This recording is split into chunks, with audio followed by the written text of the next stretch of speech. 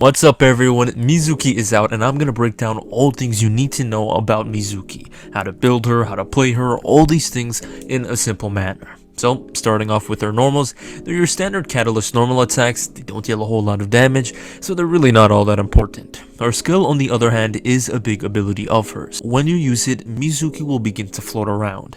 You can control the direction she'll move in, much like Seed Lolly's floating. While floating, you're gonna lose the ability to perform normal attacks, however you're also gonna gain the ability to perform her special skill attacks.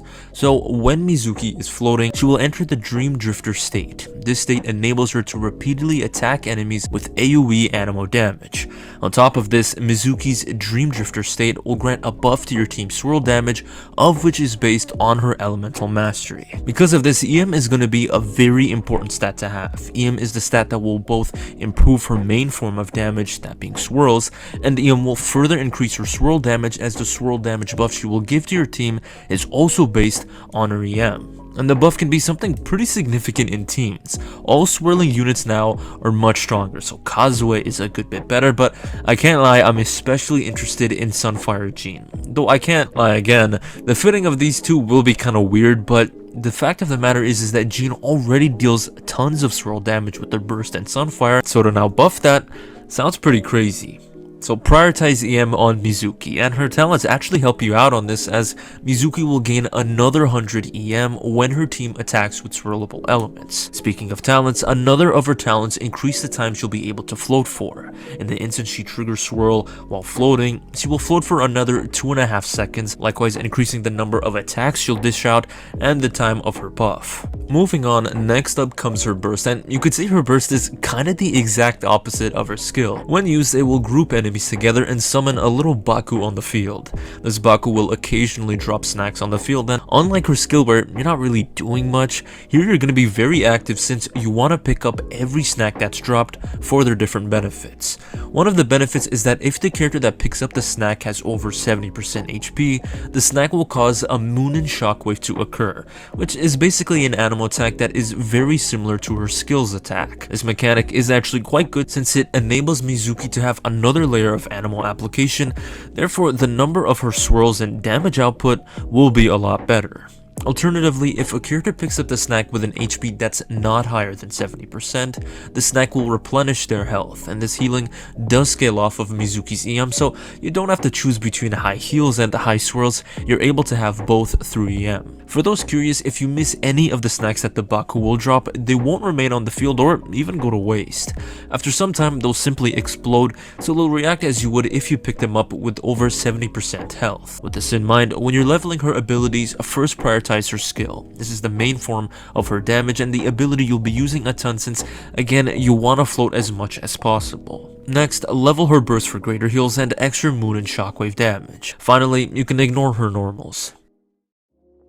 Onto Mizuki's weapons. As a rule of thumb, you want to use any catalyst that increases Mizuki's EM. Her signature, Sunny Morning Sleep In, which, I'm not gonna lie, I really like the title, does just that by a stupid amount. At max level, Mizuki will get 264 EM from the weapon substat. Then for her passive, to put it simply, whenever Mizuki triggers swirl, uses her skill and her burst, she'll gain a set amount of EM. At R1, she can gain an extra 248 EM, so in total she can get 512 EM just from her weapon. 512 is absurd. This will make her and really any other EM wanting catalyst unit insane, and as such, to no surprise, this is of course her best weapon. But other catalysts are really good on her as well, like Seed Lolly's. Her signature also gives huge amounts of EM to the user, thus if you have this weapon, it is a great one to equip on her. Next up is Nahida's signature. Like the others, the substat grants high EM,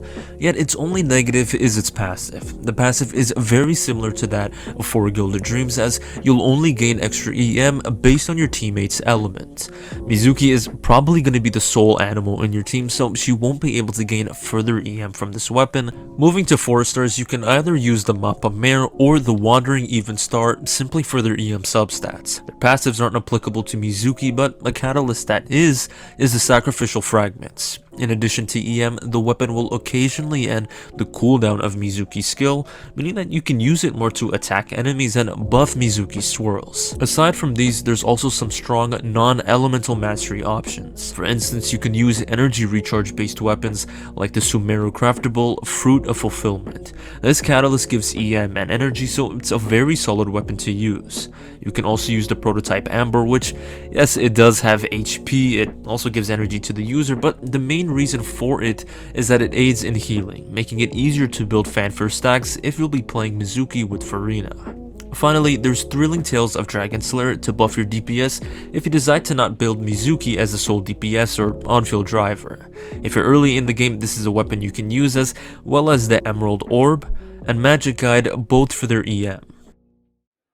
Next up, let's talk about her best artifacts. This section is actually pretty important since there's a good number of sets you can use, but in my opinion, her best set is for Viridescent. As always, this set is great because of the elemental shred it applies to enemies, so your overall team DPS will greatly benefit from this. But the set is also really good because of its 60% damage increase to swirls.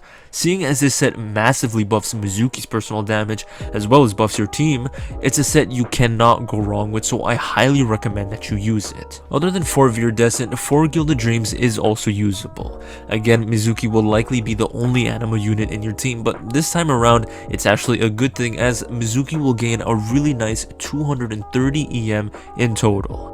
If you're unsure whether to choose for Viridescent or for Gilded, the big pro of Viridescent is its high damage, whereas Gilded gives good damage while also improving Mizuki's healing. Which, if that's important to you and you want to build her as a healer, you should make use of 4 Maiden's Beloved to have the highest possible healing.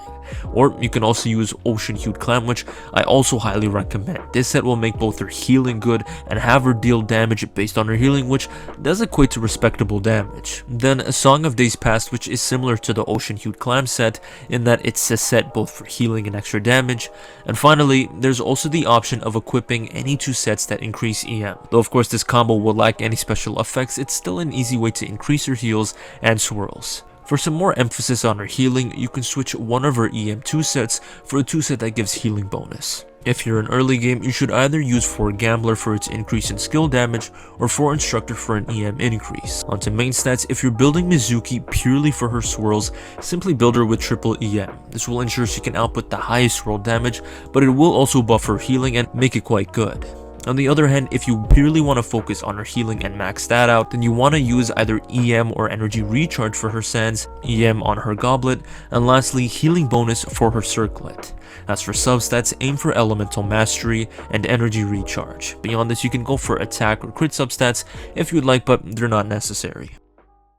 Now let's go over Mizuki's Constellations, and the big benefit about them is that since Mizuki is going to be a standard banner character, over time we will pull copies of her, so we can actually make use of them and benefit from her constellations, instead of them just being locked away. And as a final cherry on the top, these constellations are actually pretty good. For instance, with her C1, when floating, she will apply the 23 Nights Awaiting effect on enemies, which in turn causes Mizuki's swirls to be buffed by 1100% of her amount of EM.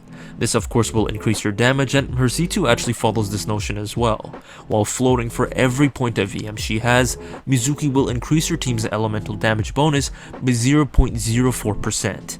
This does look small, but since Mizuki will have tons of EM, this does equate to a notable number, so on top of making herself better, this constellation improves your team's damage. C4 is what I would say is a pretty nice quality of life upgrade. Now, when you pick up a snack, you're not either dealing damage or healing your active character, instead you're doing both at once. Also, Mizuki gains energy when a snack is picked up, so her energy requirements are made easier. Finally, for her C6, this constellation is actually pretty unique. At face value, it's pretty big in that it makes Mizuki swirls actually able to crit, but unfortunately, the caveat with it is that her swirls have a crit ratio of 30 and 100, and 30% crit rate is of course not great, but because Mizuki is gonna get off a lot of attacks, you are bound to crit somewhat reliably, so this does still result in a damage gain. finally, let's go over some great teams to play Mizuki in. First up is a team that plays Mizuki as an on-field driver. Here she'll be paired next to Farina, Benny, and Chungling, and she'll be using 4 Viridescent. In this team, Mizuki will be applying her 4 Viridescent Shred to greatly buff the attacks of Farina and Chungling. These two will be high damaging sub DPSs and will perform Vape in the background while Mizuki is floating. Mizuki will also heal her teammates to build up Farina's fanfare stacks, but Mizuki might have to use Prototype Amber in order to have the best results of this, but still she makes possible another form of damage buffing for her team. The other team I have for you is a Taser team with Fischl and Auroron. Farina will continue to be used for her high damage and buffing, but this time around Auroron will be played for his use of Cinder City. Cinder City will give the team 40% Hydro and Electro damage bonus, massively raising your DPS output. This will work wonders for Fischl, who is already able to deal very nice passive damage, and this is actually the reason why she's being slotted in this team, but with now Auroron and Farina's buff, she'll be even better. For the third comp, it's a Hyper Bloom team consisting of Nahida and any Hydra unit of your choosing. Nahida is exceptional for all the usual reasons, but with Mizuki, she really shines thanks to her burst's increase to EM.